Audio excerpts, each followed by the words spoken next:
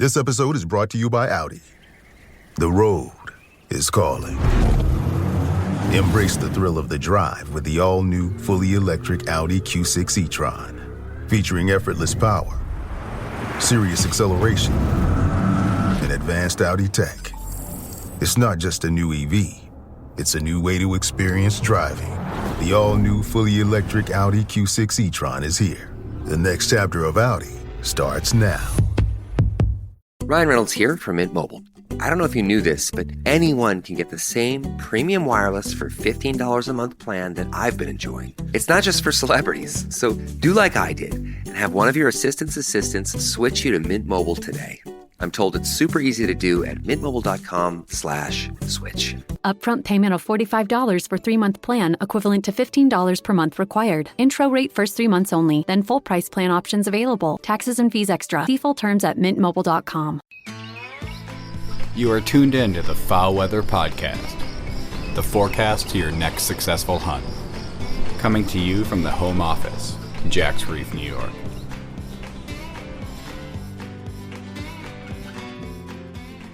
The FowlWeather Podcast team is back in the home office after a successful North Dakota trip to talk about duck senses.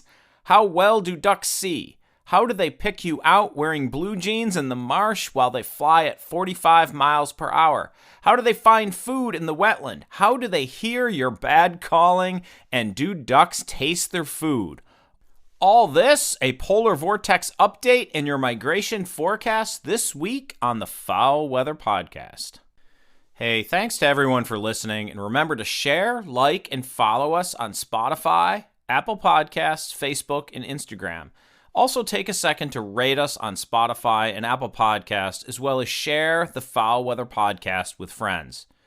Remember that you know where the ducks are at before the ducks know where they're at. We are really thankful for our every week listeners. You know who you are. Those that never miss a single migration forecast each Monday morning. Y'all are as ate up as me about ducks, duck biology, and duck migration. Our dedicated weekly listeners can pick the best days to hunt because the FowlWeather Podcast forecasts fresh ducks hot from the north. Shoot the ducks from the north before they know where they're at. And also remember that we are the only science-based duck migration forecast available, brought to you by hunters, for hunters. I'm your host, Dr. Mike, coming to you from the home office in Jack's Reef. We are back at the farm in Jack's Reef after our North Dakota adventure.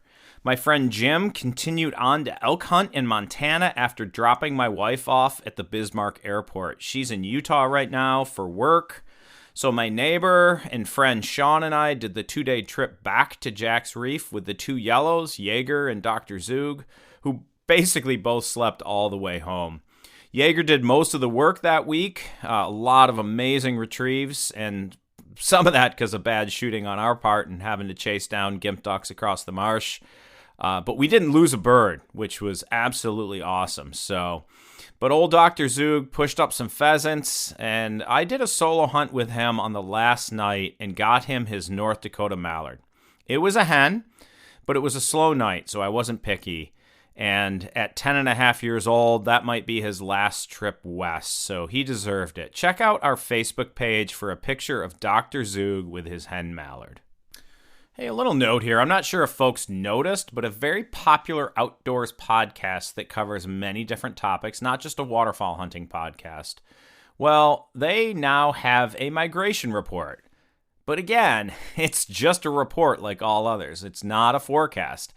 And what I found was really entertaining was that report from the lad in Montana sounded basically like he'd listened to the FowlWeather Podcast and repeated our message. Of course, a week or so late, but I guess whatever. I guess we should be flattered or something like that. Anyhow, the migration report sounded suspiciously familiar. Again, our listenership has grown substantially, especially this season. I guess it's not unexpected.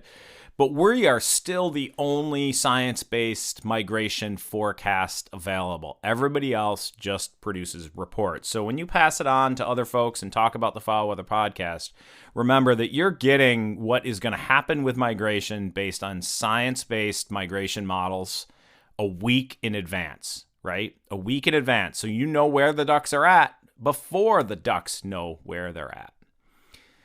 Anyhow, give our sponsors a listen this week if you haven't before. The Farmland Group and Wildlife Strategies are doing great work in the Mid-South and beyond.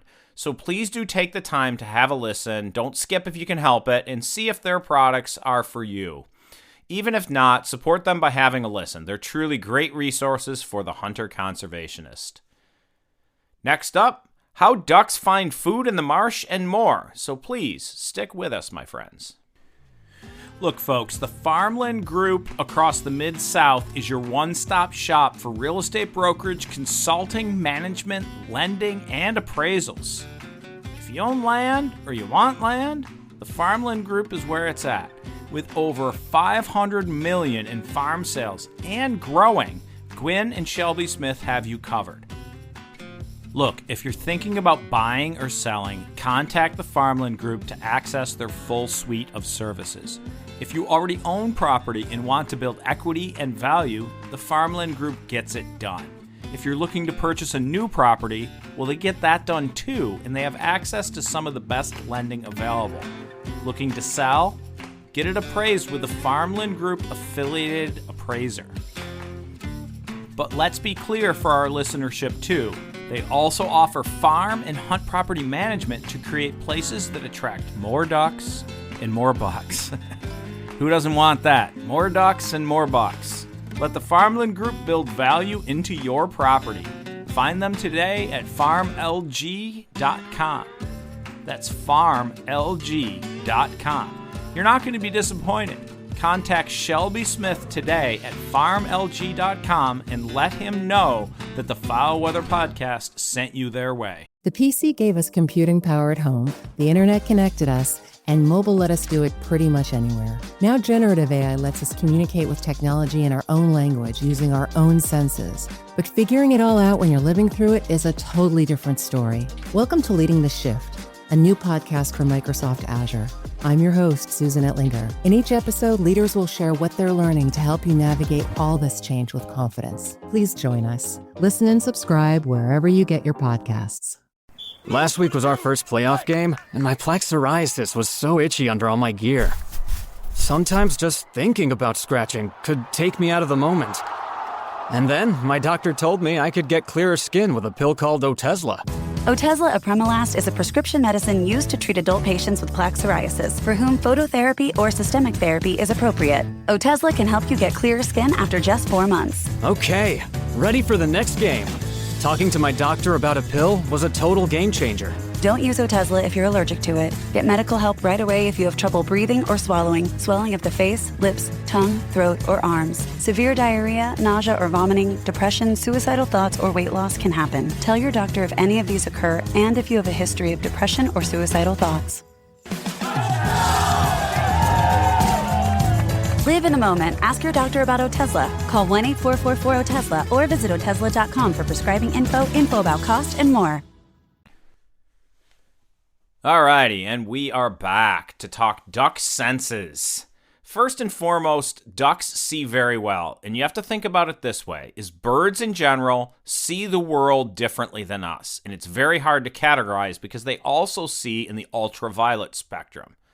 So your blue jeans in the marsh, probably not the best idea and not going to cut it because ducks do see in color and also UV, right? As opposed to deer hunters can wear orange and get away with it. Duck hunters cannot. The bird retina is generally more advanced and complex than that of humans. So a bird's interpretation of color is different from ours and can differentiate between more wavelengths, giving them significantly greater spectral resolution. For most, this resolution is across a broad spectrum from ultraviolet to far red light. UV vision is a general property of birds. It's only absent in a few species, right? This extended range is a result of colored oil droplets that birds have and an additional cone type for a total of 4, or tetrachromacy, compared to our 3. So before reaching the cone photopigments, light must pass through 6 types of oil droplets, which act as a filter for different wavelengths of light. Another special innovation is a protein in the cornea, which I'm not going to pronounce. Okay, I'll try. A pilopoprotein,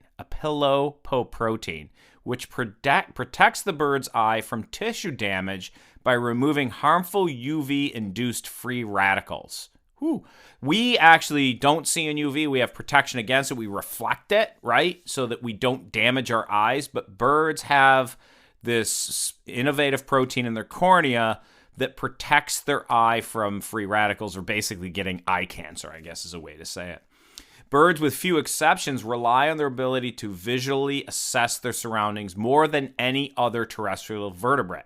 So when we look at other senses of birds, they tend to somewhat be reduced because they use their eyesight so much. They also use mechanoreceptors a lot as well. We'll talk about that later. So even when flying at high speeds, birds can detect and pick out objects. Think about when you're driving and you have to turn your head to have a mailbox look like it's sitting still so you can read the numbers, right? We only have about 200,000 cones per square millimeter in our eyes, whereas birds have 400,000 and more so towards 1 million cones in that same amount of area in the eye. So when you need to turn your head quickly to read the numbers of a mailbox, right? A mallard can fly by at 45 miles per hour and read them because they have additional receptors. They also have a highly advanced optical lobe in their brain that processes objects at a faster speed. So on those days, high skies, no very little wind, not cloudy, and those ducks can glide by and look directly down on you, damn it, don't look up at them until they pass by. They pick out odd-colored objects and movement really easily while flying. Next, duck hearing and your bad calling, right? Your calls may seem similar to those you hear from a duck, but here's the deal. Generally, bird hearing is not better than humans. That is, they hear the same things. However, once they process it, birds typically can hear frequencies outside the range of humans, and because they have advanced areas of the bird brain for processing sound, mostly they discriminate timing variations in sound better than humans and have the ability to recognize subtle call variations that we do not. No matter, high-balling at every duck that flies in range is always bad. Jam that call, well, jam it where you want, but jam that call away, my friends. Next, tactile senses in a duck bill is super vital. They don't have hands to move food towards their mouth, so the bill is a very specialized appendage that is capable of distinguishing foods more than we think. In fact, a duck can ingest many different seeds, feel them in their bill and their tongue, and decide which to ingest and which to expel. Let's first start with how a duck even gets food into the bill. There are actually two ways. Straining, which is what we all think of. They grab food into the bill and then strain it through their lamellae that are on either side of their bill. Think of them similar to like baleen in a whale for capturing krill while expelling water. But each species of duck has different spacing of lamellae, so when you see several species feeding in the same place, they can do this without competing for food because they're actually feeding on different items of different sizes, right? Without competing too much for food. Ducks also feed by this really cool way called inertial impaction, which is by skimming the water slowly and quickly opening and closing their bill, which creates differences in pressure between the inside and outside of their bill, and food literally falls into their bill, into their mouth, that is floating on the surface without ingesting much water. You've probably all seen ducks doing this, skimming the surface, kind of swimming along. So they're basically making each space between their lamellae into a mini straw for sucking in wetland seeds. Crazy, right? If there's one thing that I can teach you on this podcast and you can teach to other is ducks are just frickin' cool.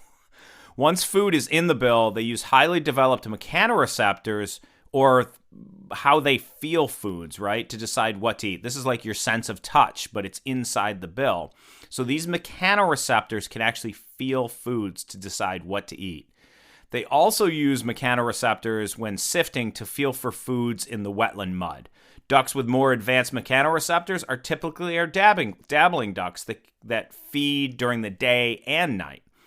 Diving ducks have highly developed mechanoreceptors on the tip of their bills for grabbing snails, mussels, and digging out maybe plant tubers from the bottom of lakes, rivers, and ponds, but generally do not feed at night because they use their eyesight to find most foods and then senses at the tip of the bill, right, to kind of pry them out. But mechanoreceptors further back the bill for kind of sorting things are less advanced relative to dabbling ducks. Last, we're going to touch on taste, which ducks do have a sense of taste, but it is much reduced because the other senses are so acute. But they are definitely used to differentiate food and expel those they find unfavorable. Just like white-tailed deer and other animals that use phenolic compounds, those phenolic compounds also likely play a role in food choice by ducks. Phenolics are what makes brassicas bitter before they go through that freeze-thaw. It's not sugars as reported. The sugars never change, but the phenolics are reduced once the plant has completed growing and no longer needs to defend itself against animals. Brassicas are biennials, and so they grow the first year, and then they come back from their roots to produce seed in the second year. So once enough energy in that first year has been stored and the top parts die off, then there's no reason to produce costly phenolics or these bitter compounds, which would sap energy from that's stored in the roots for the next year. Anyway, that's a bit off topic. So ducks likely use taste to discriminate among phenolic content in foods because along with fiber, phenolics reduce the amount of energy assimilated into their bodies. Different plants and seeds produce different levels of phenolics among species and times of the year. So ducks use their tongues, and specifically the back of their tongues, as a last stop gate for ingesting stuff that isn't as beneficial. Then they use their tongue, mechanoreceptors, and flexible bill and lamellae to expel some foods while ingesting others, even in the same batch of food at the same time. Frickin' crazy. Ducks are cool. All right, so that's how ducky senses tingle. I hope this was a fun portion of the episode, and thanks to our loyal listeners for this great question, which started with, my friend insists on wearing blue jeans in the marsh and says it doesn't matter. Can you tell us how ducks see? So thanks, Austin, for your great question. Up next, our duck migration forecast for the coming week, so please stick with us. Hold on, folks. Don't turn that channel. We've got some really exciting news for you. The FowlWeather Podcast has teamed up with Wildlife Strategies. That's right. I'm now working directly with Ryan Delaney of Wildlife Strategies to build value into your land.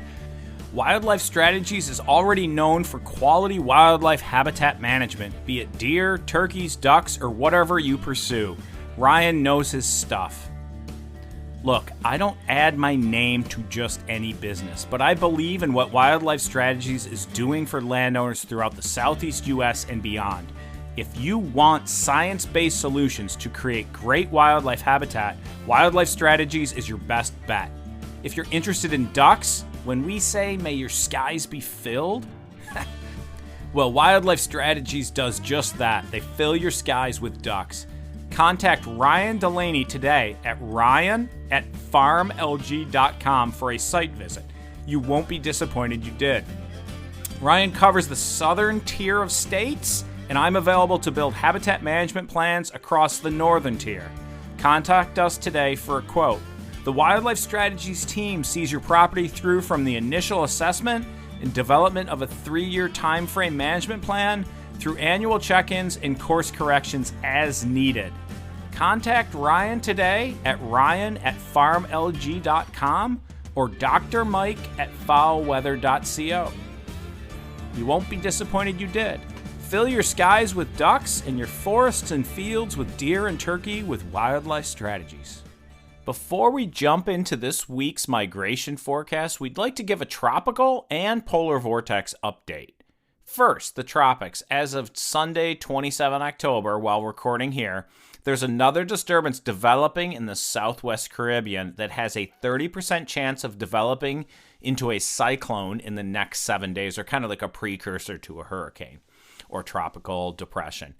If you look at the long-term precipitation forecast across the Mississippi Flyway, you're going to see some high rainfall chance. Good news for folks in parts of the MAV into the east in Arkansas, further east in Arkansas and Louisiana out of the MAV that have been super dry.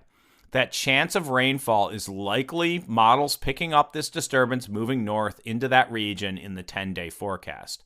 We're going to watch this closely and keep you updated on our social media pages. So hang in there and keep a lookout. If something develops between now and next week's podcast, we'll put it up on our social media pages. Second, after a long period of a weak polar vortex, it has gotten really organized. It is going to be locking cold air north for some time. I warned that an early kind of season or a weak polar vortex in the summer and early fall is not indicative of what the polar vortex does thereafter. And so it looks like we're locking cold air north for some time. And you're going to see this in this week's forecast as the eastern portion of North America remains warm. Further, the Snow Advance Index in Siberia, which predicts cold outbreaks later into winter, kind of for you southern folks for that late December, January period, well, it started out as a sprint with a lot of snow, but has really since slowed greatly and is generally underwhelming right now. So yeah, remember, low snow cover in Siberia predicts a warmer than normal winter for us throughout much of eastern North America. Also, if you look at the Pacific Northwest and down the Rockies and into the Front Range, we get cold that is kind of predicted under a La Nina that is coupled with a swath of warmth across the south, specifically from Texas, across the southeast, and up the Atlantic coast.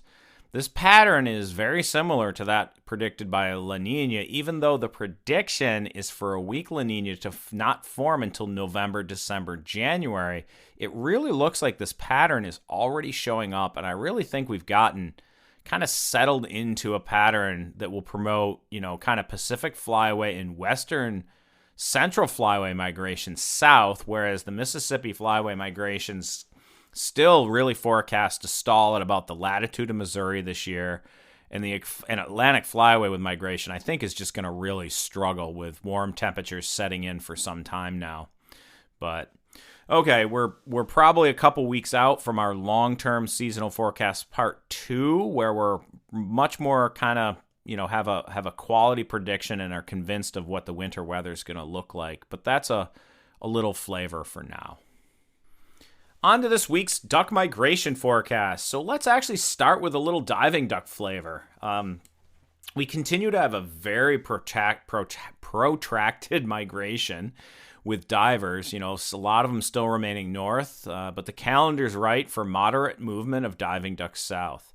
This week, the upper Mississippi is predicted to pick up diving ducks Tuesday through Thursday with a favorable north-northwest wind and just cool enough weather to move them, with best bet for a movement Wednesday night, and by Thursday morning, a movement of fresh diving ducks into the upper Great Lakes is also expected.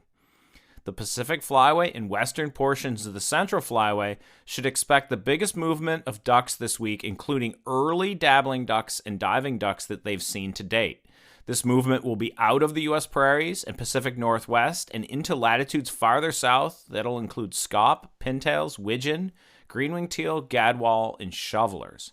Mallard numbers are going to start to peak around the U.S.-Canadian border in the Pacific and Central Flyways, but no huge concentrations as they are spread from the Canadian parkland still to the U.S. prairies at this time. Folks, it's been warm, and I cannot say that enough. When I talk about these migrations, these mostly are trickle migrations. I wouldn't expect anything huge, right? The last few days when we were in North Dakota, we would see a dozen birds here, 30 birds there. But over the horizon for where we could see on a morning hunt, maybe till 11 o'clock. I don't even think, maybe one day we pushed till noon, but it gets slow usually by 11. We'd see maybe at most 30 of those groups across the horizon. So if you spread that across the prairies, yeah, there's movement, but it's nothing like when you see those clouds of birds move on certain days. It is a trickle right now just about everywhere, okay? But a strong freeze event of shallow wetlands on Tuesday in the Canadian prairies is predicted and should make a really good movement south kind of midweek. So if you're traveling to the U.S. prairies, be ready for fresh ducks. Again, mostly those early ducks. I wouldn't expect a massive number of mallards moving in, but they are building. Where the ducks are hot this week, though, is in the Pacific Flyway and western portions of the Central Flyway, specifically Northern California, Idaho, and Wyoming, as WSI values push ducks south to these areas and maybe even beyond, because Wyoming is set to see a few inches of snow, which should make Colorado potentially a hot spot this week as well for early migrating ducks. And of course, some of those birds will overshoot, go all the way even to, say, New Mexico and West Texas, right? As we move into the Mississippi and Atlantic flyways, we really lose momentum for migration really quickly. The latitudes of Iowa and Illinois are behind schedule for migration compared to normal for this time of year. And we will pick up some birds, but most will stall before they reach even this kind of like what I'd say high latitude of Iowa and Illinois. In fact, as far north as Mitchell, South Dakota, we do not find WSI values great enough to push even widgeon, gadwall, green-winged teal, or shoveler any further south. Of course, some birds that move out of areas north of that region may make their way farther south, do a flyover. But even Missouri's duck numbers are about 36% below normal as of last week. We expect a small increase in this coming week, but nothing substantial as the cold air from the north fizzles like an ice cube thrown into the depths of hellfire. God, I like that one. We expect a small increase coming this week, but nothing substantial as the cold air from the north fizzles like an ice cube thrown into the depths of hellfire. That's what we're going to see this year. We're going to see a cold blob kind of coming down from Alaska through British Columbia, Alberta, Saskatchewan, over kind of Oregon, Washington, Montana, and the Dakotas, and then it's going to get really hot really quick as you go south. I mean, if you're in Memphis and Arkansas and Louisiana and Georgia, y'all are still boiling. You know what I'm talking about. So I think we're going to send you ducks, but it's going to be warm down there. In the Atlantic Flyway, the early fall cold is looking to fizzle as well as the polar vortex organizes and holds cold air north. With temperatures into the 70s this week as far north as New York, good movement of ducks south is not really expected. Although a trickle movement of widgeon, green-winged teal, and shoveler into the latitude of New York is predicted for late this coming week. So if you're a weekend warrior, look for maybe a reasonable Saturday hunt in the New York latitude. So to recap, folks in the far west should look to hunt midweek after nights with north winds in the prairies. Expect a movement of mallards into about the U.S.-Canadian border, and farther south, maybe around southern South Dakota, expect a movement in of early dabbling ducks during that same period. Diving ducks, basically just on calendar, are on the move, but nothing substantial. Expect new birds midweek along the upper Mississippi River, and the same in the Pacific Flyway. Farther east in the Atlantic Flyway, not much hope other than a movement of early migrating dabbling ducks into the latitude of New York for the coming week. And last, let's hit on the potential rain moving across the mid and southern latitudes of the Mississippi Flyway that is predicted for later this week into next week. It's probably just enough to wet the soil, maybe 1 to 3 inches, not all at once, but be ready to catch anything tropical that boils up from the Gulf, because it might be your last chance for water for a long time. Keep your eye on the weather and look to the FowlWeather Podcast Insta and Facebook post to be ready for catching much-needed water for those ducks. I hope folks' barrels are hot, lots of seasons are open. Please pet a wet dog for me. Thanks for listening. And as always, may your skies be filled and shoot straight, my friends.